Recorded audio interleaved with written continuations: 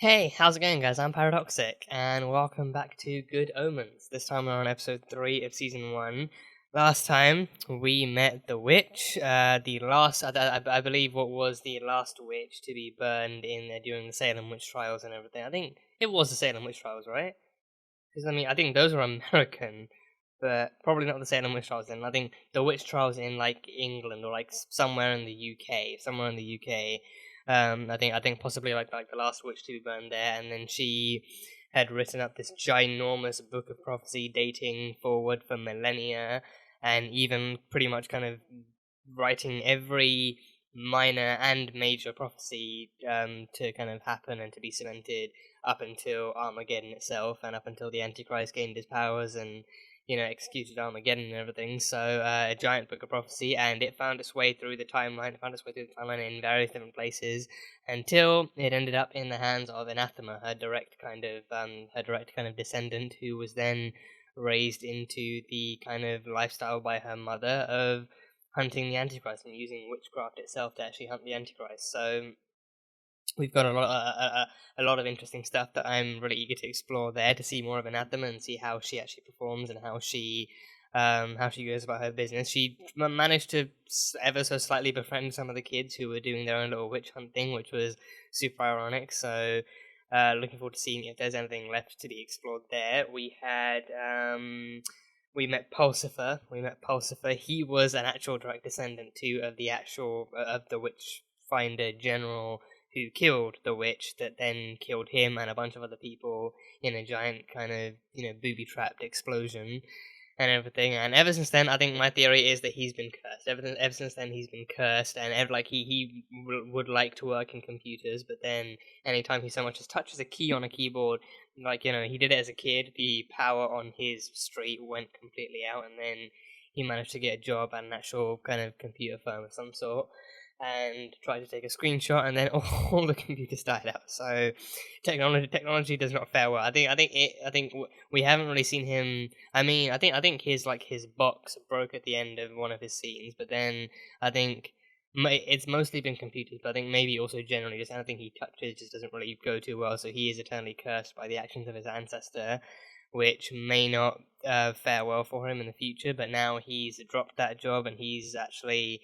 managed to go back into his own ancestral roots, and he's managed to find himself under the kind of guidance and mentorship of another witchfinder general who has, prepared to introduce him back into that life and everything. So that should be fun. No denial. I am so much more excited to see what Anathema gets up to and how she gets around, because I think she's already interacted with with the Aziraphale and Crowley. She's already interacted with them. They already know about her, and she even, I think, by accident, but also like a prophecy. One of the prophecies in the book was that Aziraphale himself would actually find the book and read it, and then come to understand what it was. So I think it was a prophecy. It was in the prophecy that he would actually open it up one day on a very very specific day, and then open it and come to understand a few things. So whether or not she actually was meant to leave it in there, or if it was like a lucky accident, then because I think that might not have been an actual prophecy, but that would have just been like a coincidence leading up to said prophecy. So I think it's been making me wonder, like the prophecies themselves are meant to happen, but then the stuff leading up to it, do those have to be really specific, or can it just be like half specific, half kind of silly little coincidences that happen to lead up? Because the prophecies themselves are meant to happen, but exactly how they happen, like the prophecies happen and they happen at a specific point, maybe, or maybe it's just that they happen at all. Maybe something that maybe something like maybe Armageddon itself can be stretched off to maybe a year more or two more, because I think the whole point of this show is to kind of for them to prevent Armageddon and to actually not let the world get destroyed.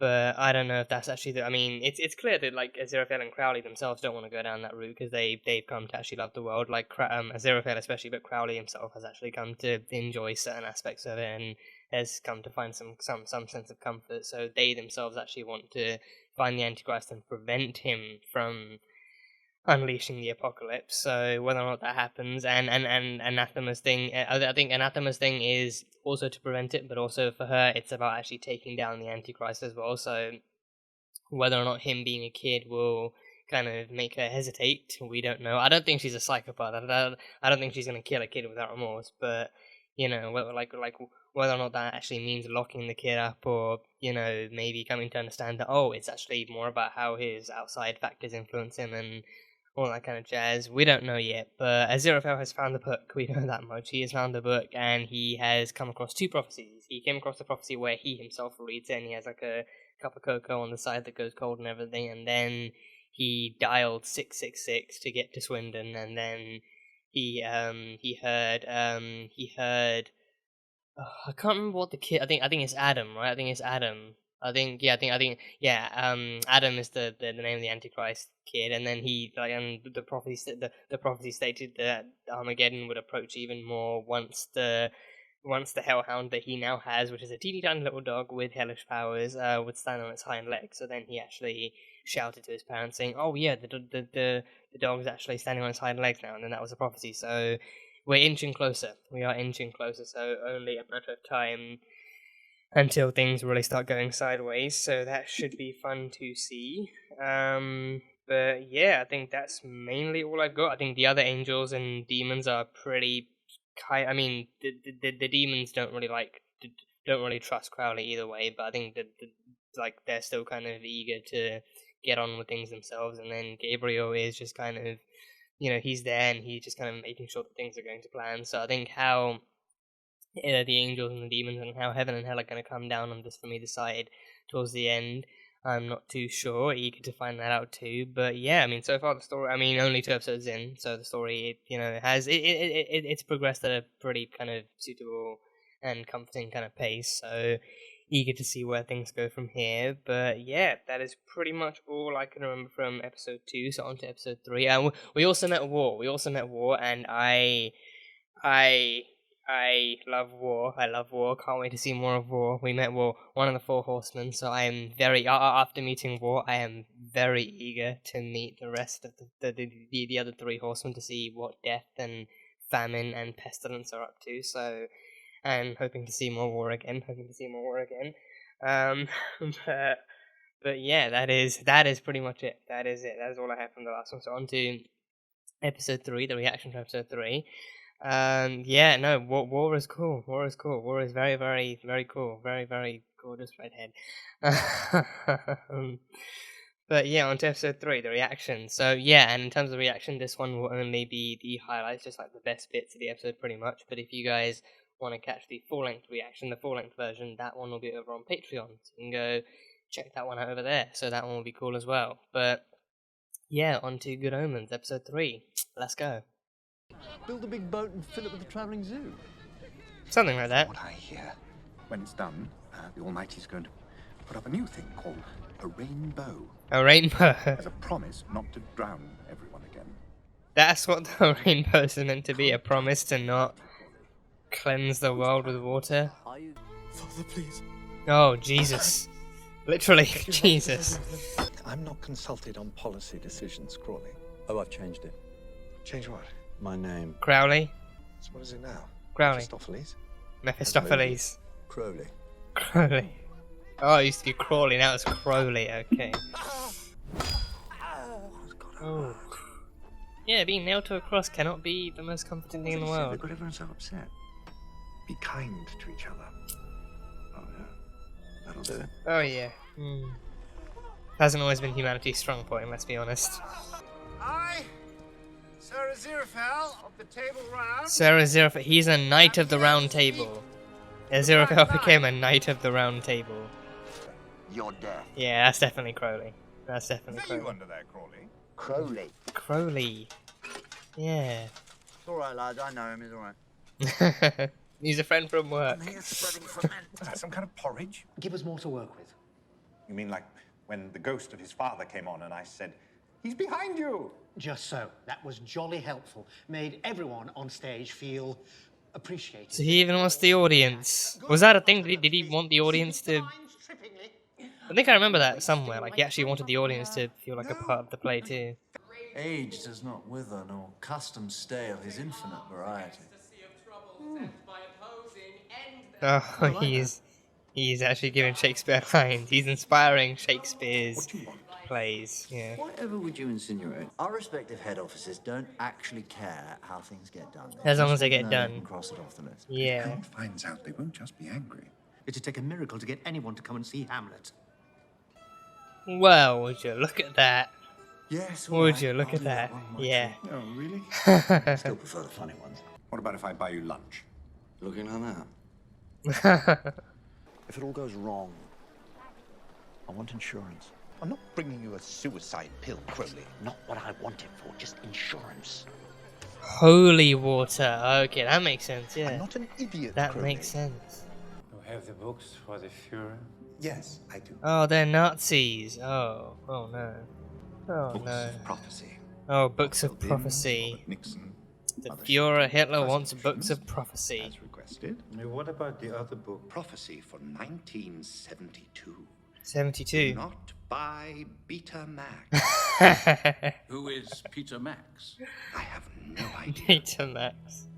I would pass it on to the Führer. These volumes of prophecy will be in Berlin. Oh, don't worry. I don't think you'll be needing that one. To Captain Rose Montgomery of British Military A Intelligence. spy. I Nice. know all about you two. Allow me to introduce Fräulein Greta. Oh, god damn it, Rose. God, shut. Du hast dein Scheißkind von Händler reingelegt. Ja. Gut gemacht, Liebling. Rose. Ist sehr leichtgläubig. It would take a real miracle for my friend and I to survive it. A real. A miracle. Kill them. They're very irritating. Oh, look who's talking. Oh, that's a biggie. That's a biggie. Miracle. Please tell me that was a miracle. There was a miracle. Right there was a miracle. There was indeed a miracle. See, Crowley cares. Crowley cares. In his own little way, he cares. The Witchfinder Army. Perhaps you've heard of it. What? I thought you said it was secret. Well, you never know when a gentleman such as yourself may have need of such an organisation. A man with hundreds of pounds to throw around. If you need us, the Witchfinder Army are here for you. Holy water won't just kill your body, it will destroy you completely. Don't go unscrewing the cap. Oh, that's holy water. That's his insurance. Should I say thank you? Go ahead. Better not. Oh, okay, never mind then. I'll give you a lift, anywhere you want to go. You go too fast for me, Crowley. You can't tell me they are not best friends. They're like, you can't tell me they're not destined to be together at this point. They're not destined to be together. They are two peas in a very, very miraculous pod. In an ironically miraculous pod. And had attempted to reduce it to cowering jelly Oh. by means of the usual glowing stare. Oh. Oh, no. Worked in the past. Cats fight back. Dog was Whatever you do, looking forward cats to a are afraid further of cat little. experiment, which Yeah. would consist of. I'm fine. But you were crying. I know. Yeah. Hello. Hi. I bet it was a lot more exciting than any book you've lost, especially the bit in the spaceship where the dinosaur comes out and fights with the cowboys. I'm Adam. I live in Hogback Lane. Thanks, Adam. Oh, okay. This is gonna be a really cute way to see how she actually progresses with her Antichrist hunting. Her befriending the Antichrist himself. Are you a witch? No. I'm an occultist. Oh. A professional That's witch. all right then. Witchfinder Major, thou shalt not commit adultery. Pulsifer! Pulsifer! Yeah, your ancestor. And Witchfinder Majors Jackson, Robinson, and Smith. Then there are Witchfinder Majors So there's a whole Saucepan, family tree to this. There's a whole Tin. family tree. Milk Bottle, deceased, Milk. and Cupboard. They're cutting down the rainforest so you can get a cheap ham. Watch out for genetically Yeah. modified food. Oh. Don't get me started on global warming. And that's because whales have power stations. UK power stations are rubbish. Yes. Yes, they are. We They're went to getting a along. school trip, and They're there getting was nothing along. bubbling, and there wasn't any green smoke, and there weren't anyone in those spacesuits, and it was so dull. Well, yes. Yeah. We need to get rid of them. Serves them right for not bubbling. Adam, I have wicked. Hmm. Hmm. Hmm. The demon Crowley, a wily adversary. Keeps me on my toes. I can say. She looks great in blue. Yeah, like a checkered blue, navy, and dark and light and everything. Oh, she can see their auras. She can see that. That's a bright pink aura. Gold and green and blue. Damn, she really has some clear vision. Very clear vision. Tadfield is a perfectly respectable village. If you're coming here to smoke your fatty spliffers and bimble off to woo-woo land, then I suggest that you go elsewhere. Oh boy, like he's back not going to be to helpful. America. Oh, he's really not going to be helpful, is he? Fatty spliffers. Yeah, even I don't know what that means. That's, yeah, just both old and a lot more kind of country-ish kind of What did you think of that? British slang. I'll put a squad of my best men onto it. Oh, good. You have like one guy and everything he touches turns to shit. I was so sorry. That was quick writing, that was really quick writing. Absolutely, Your Honor. It always has perfect weather for the time of year. Isn't that ideal? Isn't that a phenomenon? I mean, it's a Normal miracle, weather for yeah. the time of year isn't normal. Crisp autumns, long hot Augusts. The kind of weather you used to dream of as a kid. Well, I think decent weather is ideal, but yeah, perfect weather is perfect. He called himself Dr. Raven Sable, but you know him by That's another name. He loves Famine. Oh, he's Famine. He's from Umbrella Academy. He's oh god, I can't remember his name. He's Alison's husband from Umbrella Academy. Yeah. Chow. Food-free food. Chow. Food-free food. And Artificial bun, artificial burger, fries that have never seen a potato, jeez. foodless sauces. Damn, foodless food. Like food that doesn't contain any food at all. The pinnacle of artificial food. Chow is an edible substance and must not be confused with food. Eating chow Must not be confused with actual food. May cause anal leakage. Great. So we have famine now. We have famine. Not really something to announce or celebrate about, but yeah. There's people from Tibet watching everything we do through hidden tunnels. Oh boy. Oh boy. I think I might go to bed early, actually. Okay, so now they just think he's a conspiracy theorist. That's the great plan, Crowley. Yeah. For the record, great pustulant mangled bollocks to the great blasted plan! Even if this all ends up in a puddle of burning goo, we can go off together. Go off together? Yeah, go off together. Just go planet Listen to hopping. yourself. Yeah. How long have we been friends? We are an angel and a demon. We have nothing whatsoever in common. I Break don't even barriers. like you. Make that friendship anyway. Even if I Break did know those where the barriers. Antichrist was, I wouldn't tell you. We're on opposite sides. We're on our side. This is the Romeo is and no Juliet. our This side, is the Crowley. Romeo and Juliet. Not Yeah. anymore. Did she just give him like a bunch of conspiracy theory magazines? The new Aquarian, nuclear power, no thanks. 40 megawatts of power are currently being produced by this power station, Eric. It's just, according to our indicators. Nothing's producing them. It's a What do you nuclear mean I free have to zone. authorise it? Is there He anyone turned else? Earth into a nuclear free zone, or at least know the I'm the UK. minister. At least the UK. Looks like a sherbet lemon. A sherbet lemon. Oh, he had a bag of sherbet lemons in his So where'd the nuclear reactor go then? Did he just turn it into a nuclear lemon?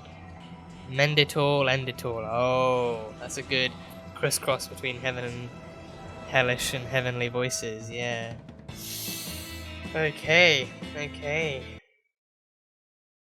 So that was a fun episode. That was quite a fun episode.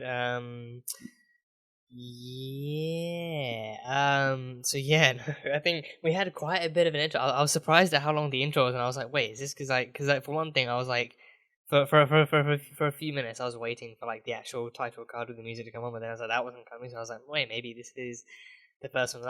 I given how long the intro was, I thought, oh, maybe this entire episode is just gonna be some backstory on Aziraphale and Crowley, and maybe it's just gonna be like how they came together, what they've been through, which that was the intro. But like I thought it was like the entire episode was just gonna be just that. But no, that was condensed to like a quite a lengthy intro, and then the title card came in, and the rest of the episode happened. So the other characters still get a chance to do their own thing in this, so that was fun. But yeah, the history between Aziraphale and Crowley is still very, very fun to watch, and So yeah, they started off, of course, back in the Garden of Eden, back with Crowley having actually, released Adam and Eve from the garden, and then Aziraphale having given his sword to them to help them defend themselves. God had some stuff to say about that. God had some words to have with Aziraphale, like, with Aziraphale regarding where the sword had gone and why it was missing and everything. So that was cool. So we had them going from the Garden of Eden to Noah's Ark, which was the whole Noah's Ark thing, then to Jesus hanging. That was quite kind of not necessarily. I think probably not graphic, because like a lot of it still kind of somewhat seemed censored by the angling and then like the whole shadow, like the literal kind of visual shadowing and stuff like that. So it seemed somewhat censored. So that was that. So we had that. And then we went to Rome. Nothing really happened in Rome. I think there might have been like a few minor references here and there that I didn't really properly catch on to, but nothing too eventful happened in Rome. Then the Kingdom of Wessex, where there were two kind of black and white knights and knights on opposite ends of the spectrum. And then the Globe Theatre. I think it's fair to say like a good enough amount of people watching this show would have also kind of seen Doctor Who, and then because I feel like Doctor Who was one of David Tennant's kind of earlier rises to stardom and how he became more notably known, and then after that he still went on to play great things and play great roles and everything. So yeah, I think it's fair to say like a good enough amount of people watched him, who watched this have also watched him in Doctor Who, and also know that one of his notable Doctor Who episodes also involved him travelling back with Martha to Shakespearean England, to the Globe Theatre and everything. So seeing David again in that environment was somewhat nostalgic. I won't lie. So he was returning to the Globe Theatre and then to that time period in a much more literally devilish and demonic kind of get up and everything. So different stories, different settings, different kind of get ups and different backstories and everything. So that was still cool. That was cool, and he even helped influence some of like Shakespeare's actual work too. Like him actually, I think, because then that makes you wonder, right? Because it makes you wonder, like what this whole thing was as well was literally like their missions given by the head office, by heaven and hell respectively, like their missions given to them, and I think their missions, basically seem to be historical affirmations. They like basically making sure that the timeline of humanity itself actually runs in accordance to how it's supposed to happen. So like things actually happen the way they're meant to happen, or the way that they think they should happen. So I mean, makes you wonder, like, maybe like obviously they're not time lords, but maybe they maybe because of their celestial power and because of their kind of higher kind of existence, maybe they actually can see into the future, so they know what must happen. But then it makes me think, right? Is there some sense of I don't know. I mean, would you call it totalitarianism or authoritativeness or something? Like maybe some kind of greedy command over the timeline, because maybe if they can see into the future and they know what must happen, that then begs the question: do they know what must happen, or do they know what can happen? And if it's a question, and if it's the latter, then who's to decide what must happen based on what can happen? If anything can happen, if someone, because I mean the way the timeline happens, obviously people die, but then maybe what they see in the future is that they can die or they can live, or maybe they can do something else. I don't know, but it kind of got me questioning. It kind of got me questioning because obviously they're kind of individual jobs. I mean, Aziraphale being an angel, he's meant to do blessings, and then Crowley being a demon, he's meant to do like the more devilish things, and like he's meant to cause mischief and everything. And he also mentioned that the arrangement of the head office is that they don't care how it gets done as long as you do it. They don't care how. So I think I think that kind of somewhat helps to maybe affirm my theory about the prophecies, that it doesn't matter how it happens as long as it actually happens. It doesn't matter if it's actually small coincidences leading up to the event, or maybe if it's actually carefully coordinated and calculated kind of plot points leading up to it. But as long as the thing happens when it needs to happen, it's fine. But how it happens, they're not fussy on the details as long as it actually happens. So then I think that alone can also provide like more kind of confirmation that the timeline itself isn't set in stone until something actually happens. And then like the future contains multiple possibilities. Like I mean, but I think that would then only probably go so far as to say that that's that's one of the reasons why they say that. Like that's one of the reasons why they say, oh, we don't care how you do it, just do it. So then this thing must happen. But then even based on the future, they see multiple different ways a certain event can take place. So we don't care how you do it, because even we've seen it can happen any way you want. Or like it can happen like either any way you want, or it can happen like a certain number of ways. So we don't really care how you do it. Just make sure that this thing happens. So it doesn't matter who they talk to, who they bribe, who they kill, who they kind of whisper, little things into. So I mean, technically speaking, Aziraphale and Crowley are like the kind of they're like the angel and the demon on humanity's shoulders. Like the Crowley being Crowley, he's meant to whisper devilish and sneaky little things like, oh, kill him, bribe him, betray him, do this stuff, and then Aziraphale's meant to be like, no.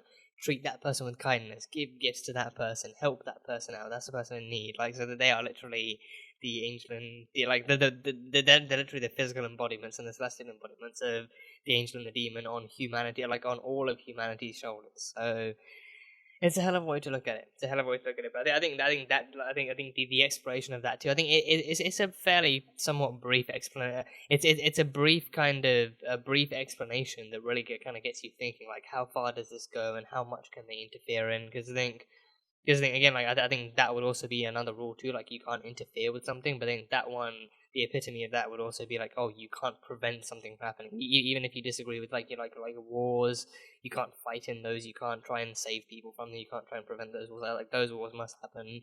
But then, because they must happen, you must then also, we give you the missions to go out and actually try and make those wars happen. Crowley Aziraphale even claimed that, Crowley told the head office that he caused World War II, but then apparently he didn't even do it. Like, he was trying to make his own kind of reports and his own kind of, his own resume look good, but then, and then he even said, like, oh, I'm to blame that the head office never actually checks up and makes sure that this information is accurate. Like, like they're meant to be the head office, they're meant to actually call ahead and say, hey, did you actually do this? And is this actually real? But then again, they don't care how it's done, as long as it's done. If he tells them that he helped cause World War II, it's just like, great. Again, like, they're not gonna inquire, be like, oh, great, how did you do it? Who'd you talk to? Who'd you kill? And it's like, I don't know, I just kind of did it. And it's like, oh, great, well, we know from our vision of the future that, World War II is meant to happen, so yeah, and I think yeah, I should point out that part is also theory. I don't know if that's actually how it goes. If they actually do have like a time stream that they look into to see what humanity. They know Armageddon happens. Like, they know that much. So Armageddon is meant to be the definitive end of humanity and Earth's kind of current state of existence. Because even after Armageddon, Earth still exists, but just as like a molten, barren wasteland. So Earth as like a lump of rock in space still exists, but it doesn't exist as like a habitable planet anymore, and humanity's died out and everything. So they know Armageddon is meant to happen, but I think, or maybe it's, so then they can maybe look through the time stream, and maybe for them it's similar to, to Agnes Nutter, like, like they have their own kind of books, or maybe they have their own kind of little scroll of prophecies and everything, and it's all meant to be God's divine plan too. God crafts this divine plan of things that are meant to happen leading up to Armageddon, and then they interpret it, and then they actually send their angels and their demons out to do various biddings, and then they actually craft humanity's kind of timeline for them. So, and they actually ensure, well, no, God crafts it, but then, so God writes it, and then heaven and hell kind of publish it and make sure that it actually happens, and then the angels and demons maybe edit it down and, get it more like fine-lined and everything. So it's a hell of a process. So those are like the kind of details I kind of love that they're exploring and making you think about in this show. So that aspect of the show is going really well. But yeah, so Aziraphale and Crowley have been kind of contemplating like whether or not they'll actually kind of work together and stuff. And I think over time, I think especially with this stuff, you see over time they've actually come to somewhat enjoy Earth and somewhat kind of come to come to see humanity evolve with its cultures and its way of living and its kind of the people and the accomplishments of humanity throughout history too.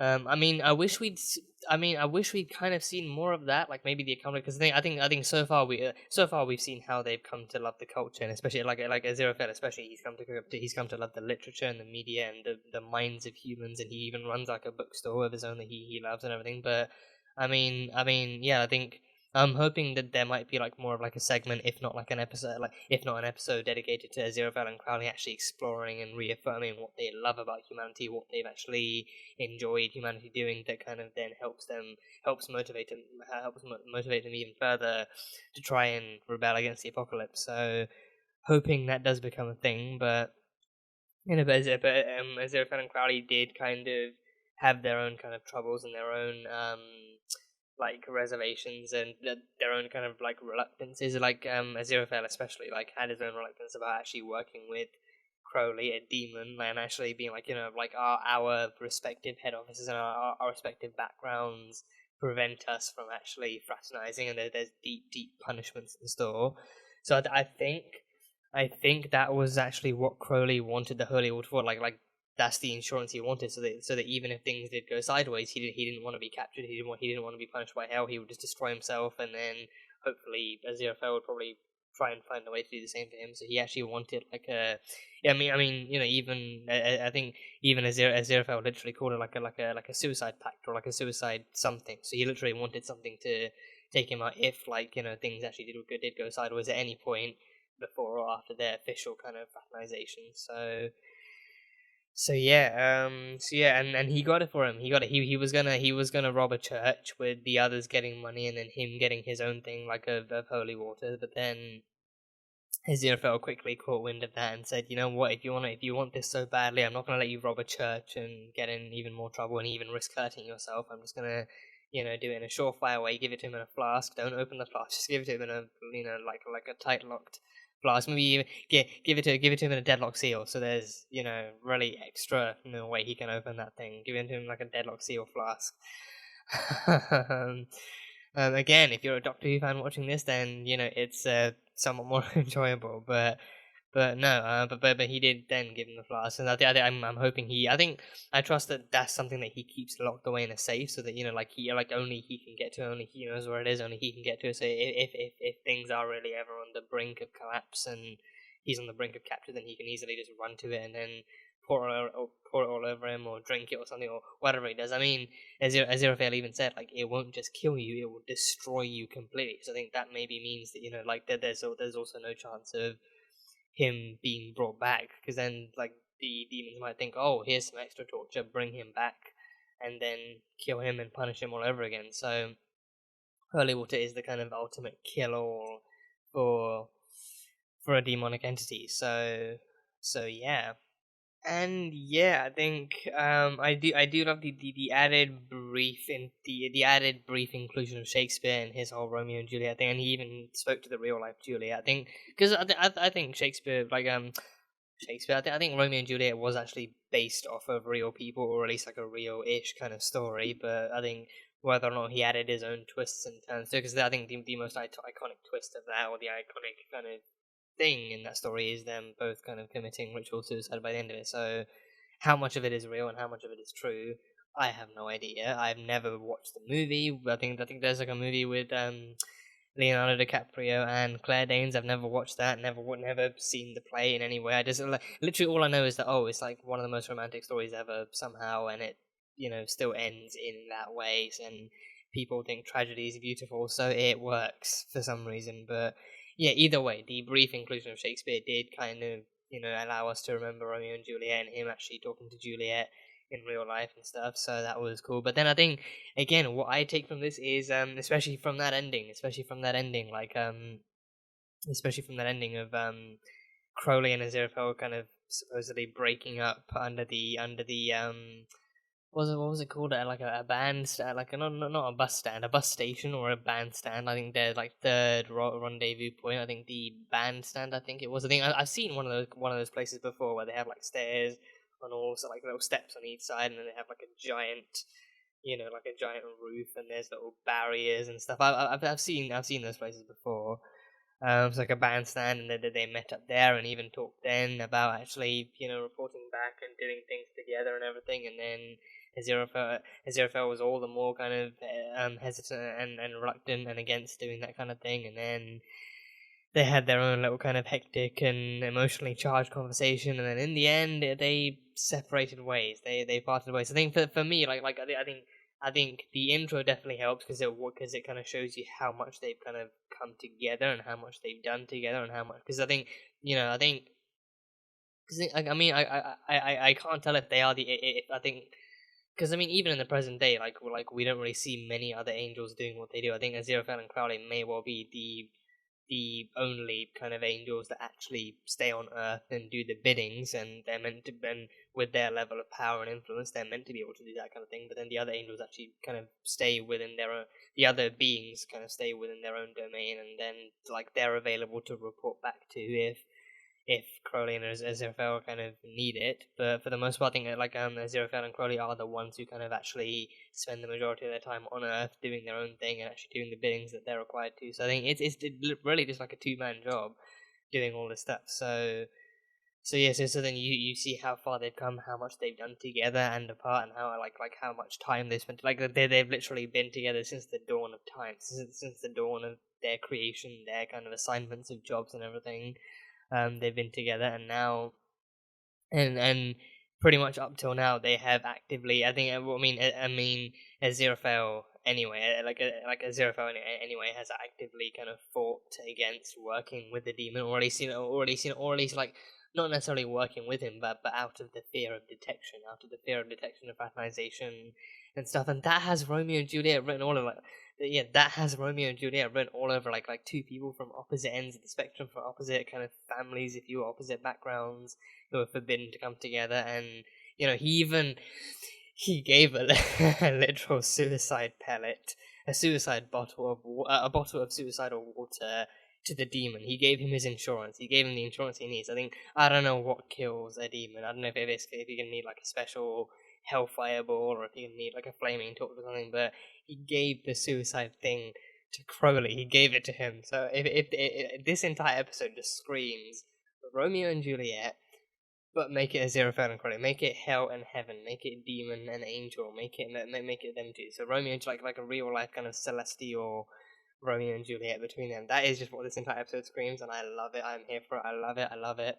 Because they have honestly the most kind of adorable friendships. But I mean, especially with time and time again, Aziraphale kind of getting himself caught in various kind of disastrous situations, and if not for his inability to immediately perform miracles, then Crowley actually does end up coming by with the guillotine, and then with the Nazi meeting in London during the Blitz and everything. He just kind of causes all these different things, and he helps Aziraphale switch clothes and saves him there, and then he calls in the bombing and he saves him, and he even saved the books. He even saved the prophecy books. He didn't have to do that, but he did it for Aziraphale. Each time he saves Aziraphale because he cares about him. He's Aziraphale is the only angel that really understands him and actually understands that he's nice in his own aggressive demonic way.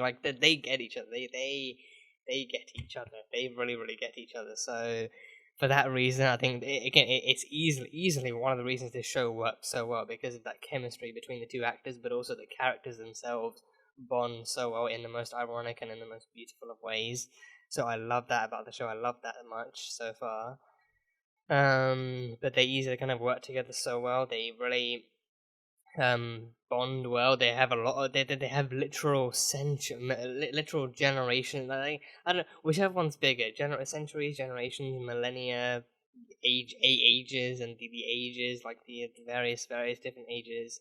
They have literal, just time itself is the history behind it. Time from the dawn of time to the end of time. That is their entire kind of that is their friendship. That is the kind of whole the expanse of their kind of friendship / relationship. So they are the Romeo and Juliet of the show. They are the Romeo and Juliet of the show. Like them being together, them.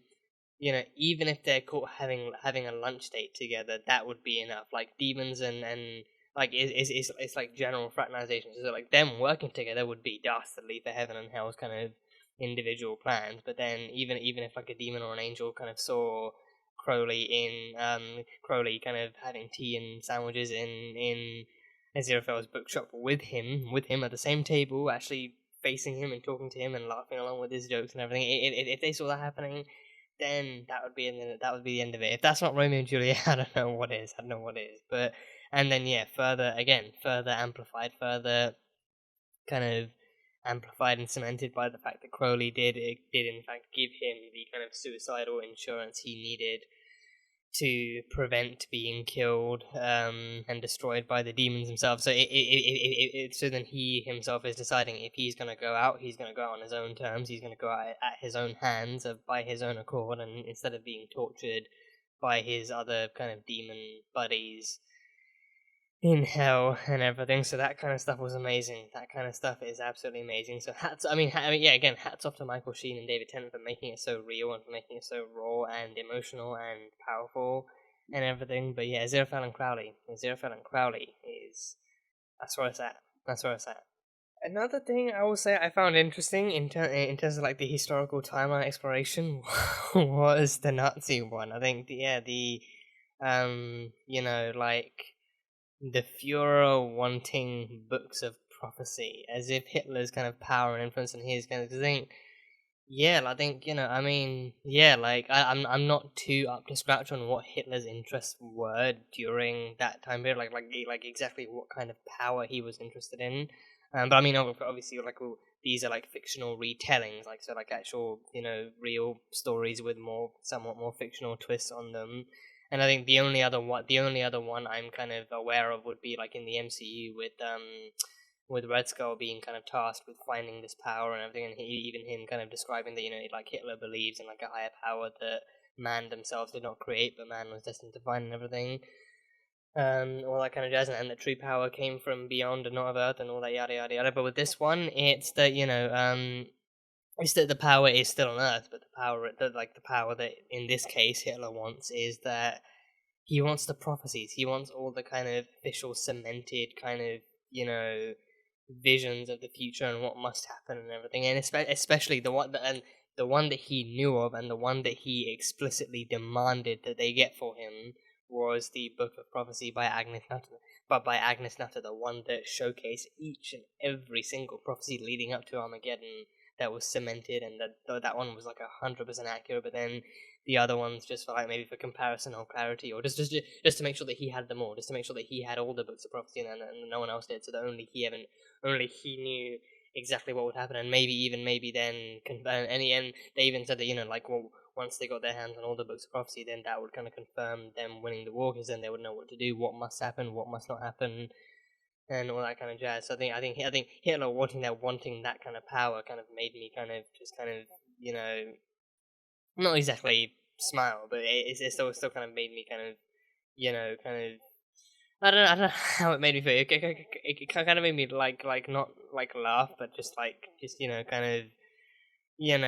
just see Hitler in that way. It kind of made sense, because again, Hitler was he was that kind of guy. He wanted all the possible power in the world. He wanted and if he for whatever miracle, for whatever reason, found out that there was a way he could see the future, then you're damn right he would actually want that kind of power to make sure that no one else could have it and only he could have it, and then that would actually give him all the more ability to cement the fascist future he wanted for himself and his own people and everything. So that kind of thing, like them, because I think that there's also probably no doubt he wanted that in real life too. Like I think he wanted and he had power in real life, but I think whether or not whether or not he also wanted kind of more like whether or not he wanted power that was more than human is also kind of maybe a question. Maybe, but like knowing his ambition, knowing his own kind of goals and his own motivations and his own strategies, like that kind of power probably wouldn't have been out of his question. I mean, he probably didn't really waste too much time looking for it, because he thought, oh, I've already got this. But then whether or not that is also something he wanted to is probably not too far out of reach either. So I think the fact that they actually had that shown in this too, like, oh, he actually wants all these prophecy books, and especially he wants the Agnes Nutter one, because that is known to be, true through and through. So yeah, and then Aziraphale has to disappoint them with, no publishing company ever actually published a solid edition and everything. So there's nothing there. And I think the one prophecy he had was not to purchase Betamax in 1972. So I think, I'll be honest, I'm not really too sure what Betamax actually is, but I think the name rings a bell. And I think he said it was a prophecy for 1972, and it's like, don't purchase any Betamax. I'm gonna look that up. Betamax. It was Betamax, right? I think Betamax. Or Betamax or Betamax. I think Betamax is a media format, a consumer analog. I think, was it Betamax? I don't know. I think, well, yeah. Why was VHS better than Betamax? I mean, maybe it is this then. Maybe it is this. Wait, what year was this? Wait, it was developed by Sony and released in Japan May 10th, 1975. Okay, so if it was released 1975, then, discontinued in August 2002. Okay, so it didn't really. I guess, if it went viral, not viral, but if it became popular in that way, then it would kind of make sense to buy stocks and whatnot earlier on, so you could actually really kind of capitalize off of it. But then if it didn't really go too well, then it all just goes kaput. So don't buy any Betamax or Betamax, however the hell you say it, in 1972. So don't risk it. But then obviously we know he does not make it nearly that far. So it's all good. So unlucky to anyone. Just condolences to anyone who did end up buying it and lost out on that huge opportunity. So that was that. But yeah, that part was still interesting to watch. So yeah. And then we met Famine. So yeah, I think the actor's name is Yusuf Gatewood. So that's cool. But I think I've read the actor. I recognize him. He's also I just remember his name, Raymond Chestnut. He is Raymond Chestnut in the Umbrella Academy. He plays Alison's darling activist husband. So yeah, it's cool to see him in this too. It's very, very cool to see him in this. He seems pretty damn fitting for Famine.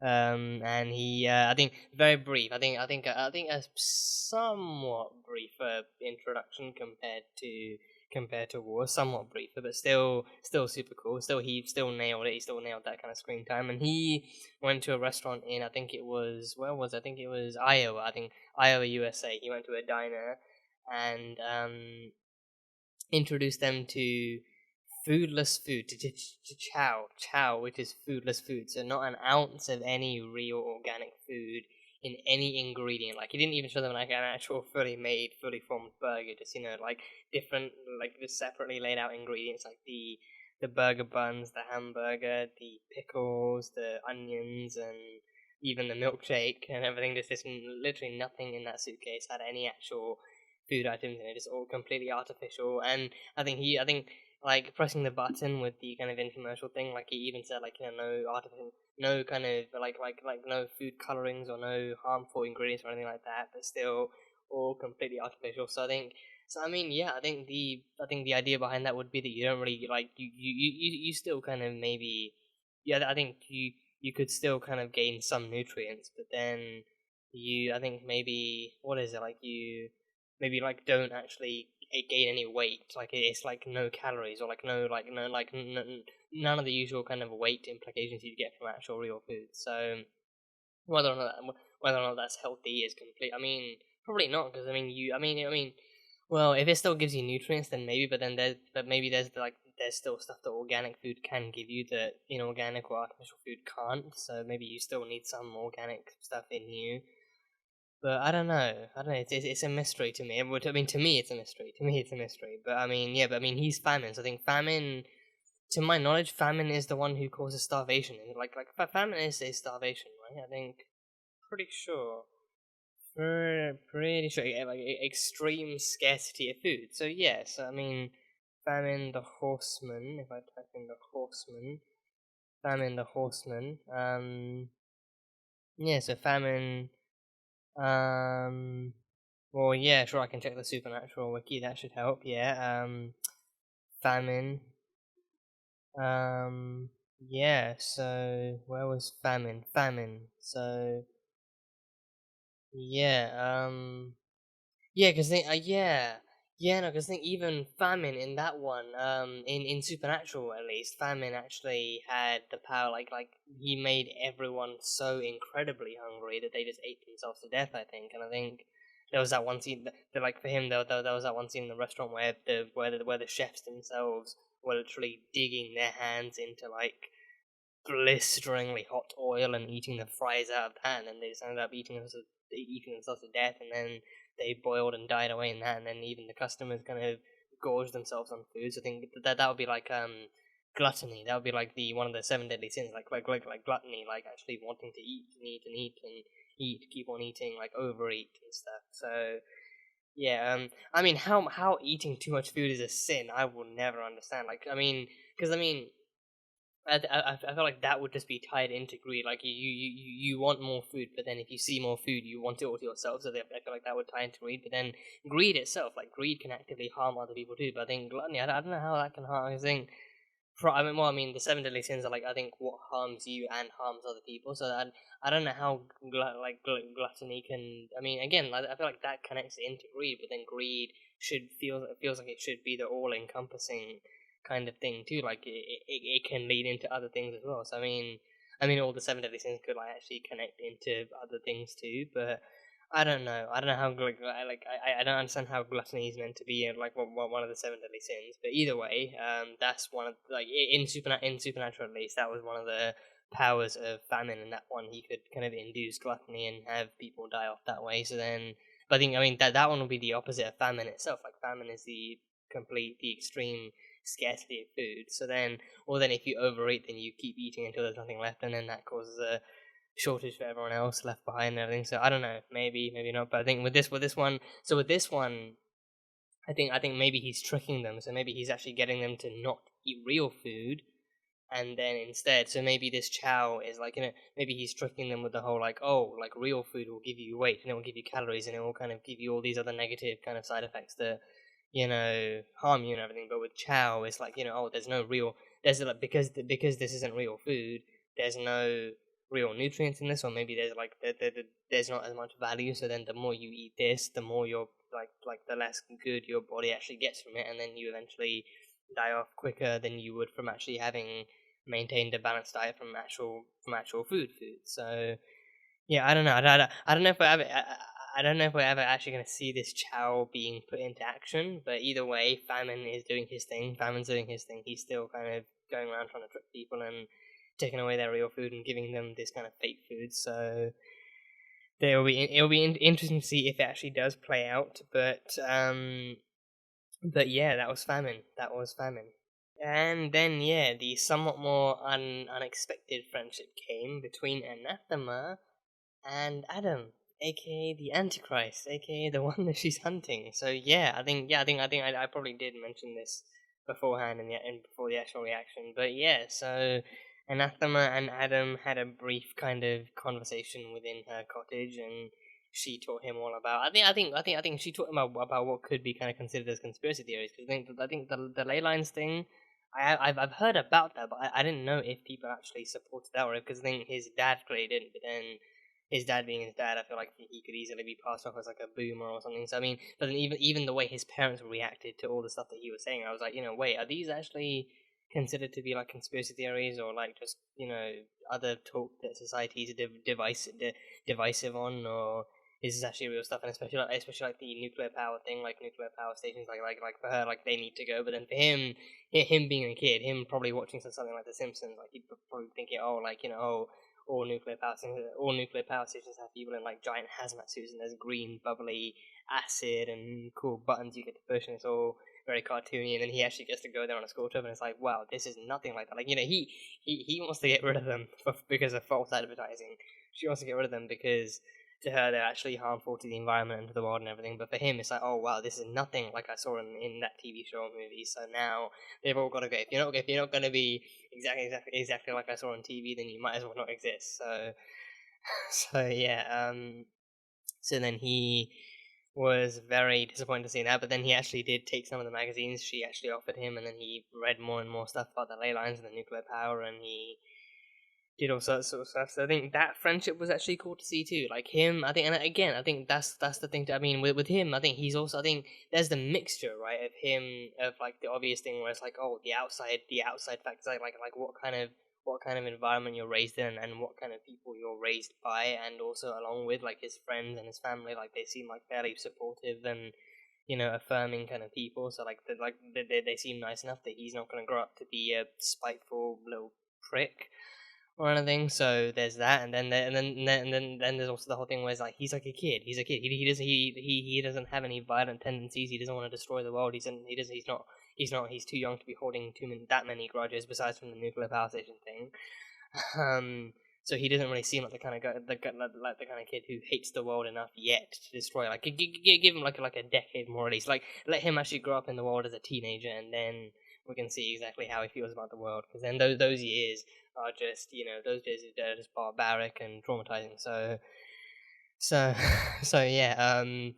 But I mean, Adam himself, again, he does not seem like the kind of kid. I mean, even if he comes to know about these powers, he doesn't really seem like the kind of kid yet who would actually be like, okay, sure, let's actually set the world on fire and destroy all of humanity. Like, he doesn't really seem like that kind of kid. Like, he just wants to kind of explore the world, explore life, and for now play make believe. And then maybe as he grows up, like he then comes to do that. But then again, like for him being a kid now, he's like the end of the world is apparently so soon. So he's still 11 years old. So he's still meant to make a decision on who he needs to be, on who he gets to be as an 11-year-old kid. And again, 11-year-old kids do not generally hold that many grudges towards the world around them.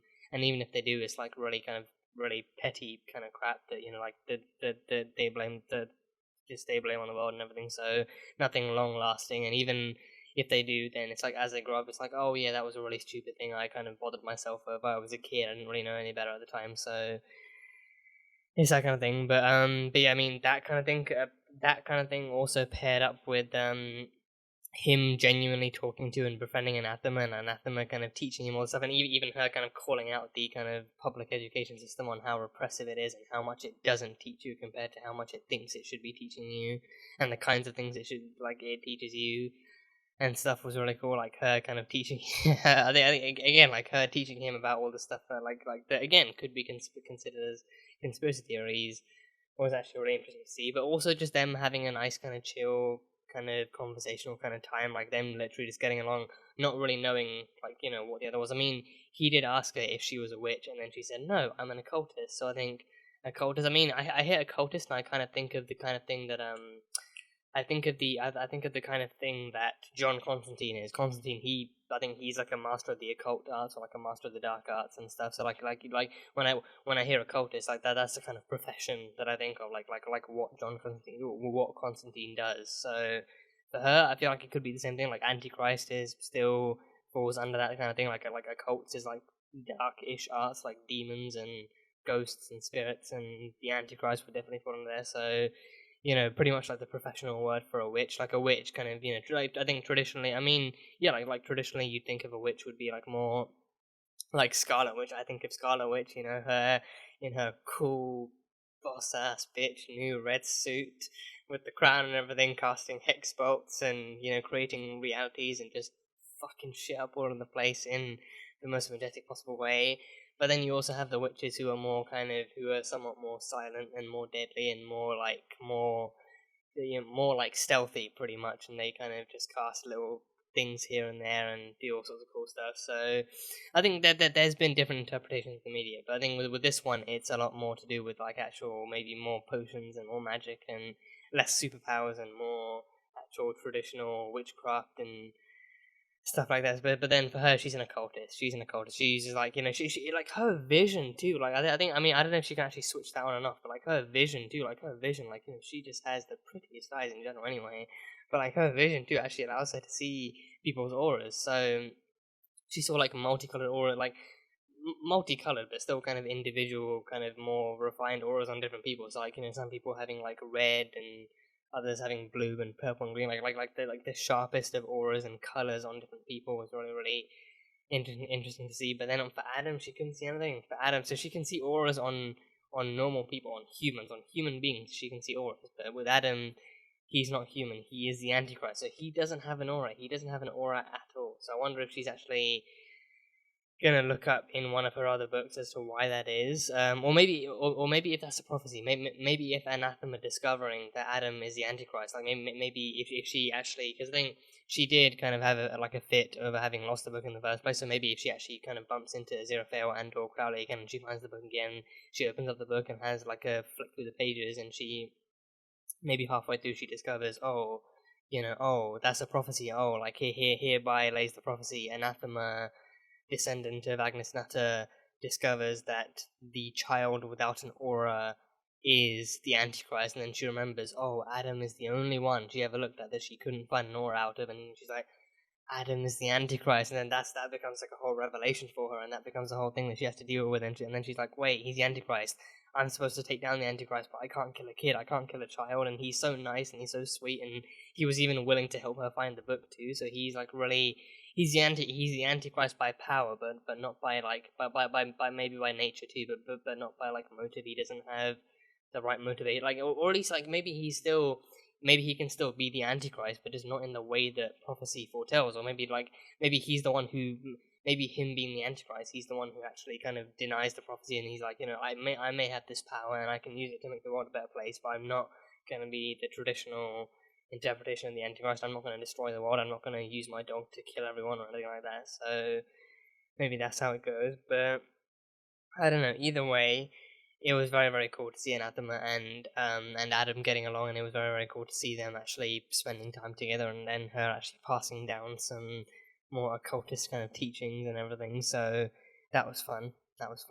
And yeah, the ending, he was reading the book, the magazine, which on the front cover it said, a nuclear-free world? Yes, please. A nuclear power-free world? Yes, please. So then, using his powers, and I think he had those whispers too, in his ear, and I think towards the, I think they were mixed, they were pretty mixed to begin with, but towards the end especially, it got to that point where it was like, oh, mend it, don't mend it, mend the world, don't mend the world. So I feel like that was like the interpretation of like, the different voices, like the heaven, the angel and the demon, on like the angel, the angelic and the demonic on his two sides. So like not specifically Aziraphale and Crowley, but still the demons of hell and the angels of heaven actually telling him what to do. So like mend the world, don't mend the world, like mend the world, make it a better place. Don't mend the world, don't make it a better place. Like let it burn for all we care. Or something, but then the first thing he did was literally taking out, because also because he actually had like a bag of like lemon sweets on his bed as well. Like he actually replaced the nuclear reactors of the world to like lemon sweets and everything. I thought he'd taken them out completely, but then somehow from that height they actually zoomed in with their eyes and found, oh, there's like a little lemon sherbet thing on the floor in a wrapper and everything. So he replaced them, and I think the power. I think they mentioned that the power was still there. The power was still coming through, but it's just that there was nothing providing the power. So maybe he minimized it into a lemon sherbet thing. So maybe the lemon sweets were giving them the power. So I don't know exactly what that was, but he is. So I think that then is proof. That then is proof that he's capable of using his powers for good. So I think again, I think like because of that, I'm kind of anticipating that this goes in like a Jack way, like Jack from Supernatural. He started off being like not being the Antichrist, but being like a Nephilim, and then like in that lore, in that show's lore, like Nephilims were equally as bad. Like they were abominations simply by virtue of being the offspring between a human and a demon. So, and also him being like Lucifer's offspring too made it like 10 times worse. So, but yeah, but then by the end of it, spoiler alert, by the end of the show, he became God himself. So but then even before that, he proved that he was a good kid deep down, and he could easily use his powers to protect the people he cared about and to actually do some good in the world. So I feel like that could be a similar way it goes here. Like him having this power makes him the Antichrist itself is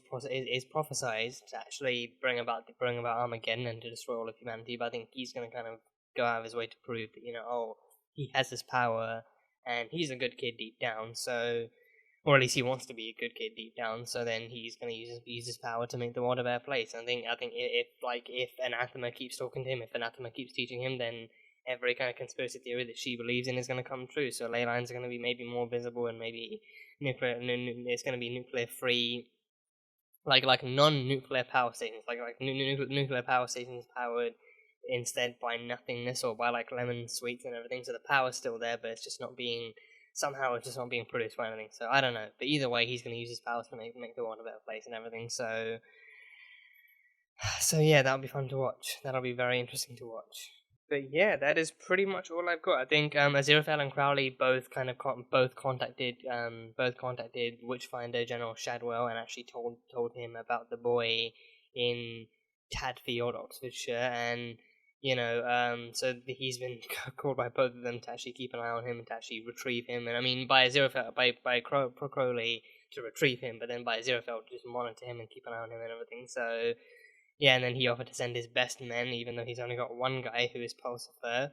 And Pulsifer has found out. Pulsifer discovered his own kind of name, his own ancestor's name in the kind of like in that cabinet, like the hat, the one thing that survived. The old Witchfinder General Pulsifer being killed by Agnes Nutter's bombs. He found the hat, and I think he was actually close to finding the name in the book of Witchfinders too. And the Witchfinders have like a whole family history, kind of a family tree to them as well, and like Shadwell having kind of like lost his mental capabilities at some point also made him kind of start to name different tables and chairs and pepper shakers and milk bottles and everything into Witchfinder. So that's that. But Pulsifer's also been doing his own investigating and finds, and he's found that like Tadfield in particular has had not just ideal weather for the season, but each season it has perfect weather. So nice snowy winters and nice hot summers and springs and autumns that function as they're supposed to. So they've had pitch perfect weather. They've had literally miraculous seasons, miraculous weather conditions for all the appropriate seasons. So that's been the kind of miracle for them. So he wants to go along and investigate that anyway. So Shadwell is going to send him to Tadfield under the mission of actually finding and locating and probably monitoring the kid and everything, and then that's going to be a thing. And then he's probably going to run into Anathema. He might run into Anathema, but we'll see exactly how that goes whenever it happens. So that should be interesting. So yeah, but that is pretty much all I've got. That is pretty much all I've picked up from this one. I think we've had like smaller meetings with Heaven and with Heaven we've had Aziraphale meeting up with Heaven and telling them the kind of truth about the kid, and then they've just kind of been like, you know what, don't worry about it, it'll be sorted out and everything. So that too. So all these different details coming together to make another great episode. So it was fun. So yeah, that is pretty much all I've got. So that was Good Omens, Season 1, Episode 3. So, as always, thank you guys so much for being here and for watching this video. If you guys enjoyed it, then salt and burn that like button. Comment on what you thought of the episode and what you think is coming up next time on Good Omens. Once again, the full-length reaction for this episode will be over on Patreon, so you can go check that over there. And yeah, that is it. So, I will see you guys next time.